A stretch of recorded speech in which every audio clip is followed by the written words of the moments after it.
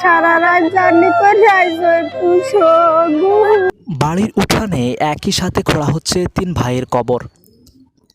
এমন ঘটনা সচরাচর দেখা না গেলেও এমনই একটি ঘটনা ঘটেছে ঈদের 1 দিন আগে।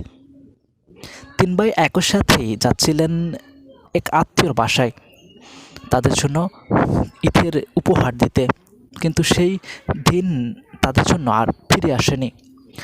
সড়ক দুর্ঘটনায় একই সাথে নিহত হন 3 জনে। যে পরিবারে ঈদের আনন্দে মেতে ওঠার কথা ছিল, সেই পরিবারে নেমে এসেছে একই পরিবারের হারানো 3 জনের শোকের ছায়া। এই সম্পর্কে তার পরিবার জানান, তারা 3 ভাই একসাথে তার এক আত্মীয়ের বাসায় যাচ্ছিলেন। প্রত্যক্ষদর্শীরা জানান, সেখানে থাকা একটি মোটরসাইকেলকে বাস চাপা দিলে ঘটনাস্থলেই 3 জনের মৃত্যু হয়।